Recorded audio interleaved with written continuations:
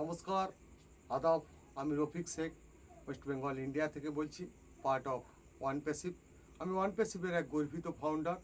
সর্বপ্রথমে জানাই আমাদের সিও এস মুখার্জি স্যারকে অসংখ্য অসংখ্য ধন্যবাদ জানাই অবিচল পাল্টাই সকল মেন্টরকে ধন্যবাদ জানাই। সারা পৃথিবী জুড়ে যে ওয়ান প্যাসিভের ফাউন্ডারশিপ নিয়েছেন তাদেরকে প্রীতি শুভেচ্ছা ও আন্তরিক অভিনন্দন।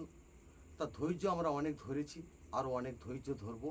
ওয়ান প্যাসিভ কোথায় গিয়ে থামে সেই জায়গাটা আমরা ধরে রাখবো, আমরা চেষ্টা করব। আমাদের ধৈর্য অনেক বড়, সেইটার সম্বন্ধে আমি দু চার লাইন কবিতা ছন্দের মাধ্যমে আপনাদের সামনে পেশ করেছি।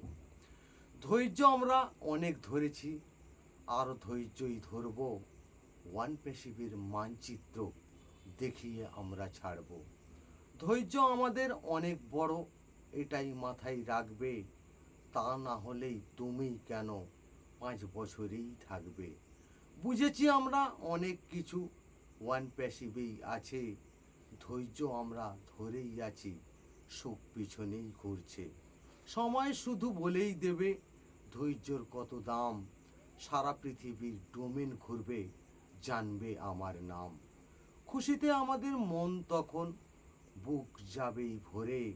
ওয়ান প্যাসিভের মানচিত্র তখন বুঝতে পারবে।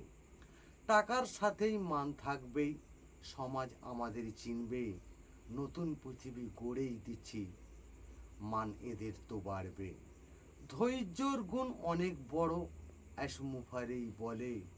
ইতিহাসের পাতায় কিন্তু মানব জাতিই থাকবে। এটাই হলো অ্যাশের বিধান, আমরা সবাই মানব। 400 বছর আমাদের নাম পৃথিবীতে বুকে রাখবো। অ্যাসমুফারে ধন্যবাদ। ওয়ান প্যাসিভ জিন্দাবাদ। আপনাদের যদি ভালো লেগে থাকে লাইক কমেন্ট শেয়ার করুন। ধন্যবাদ।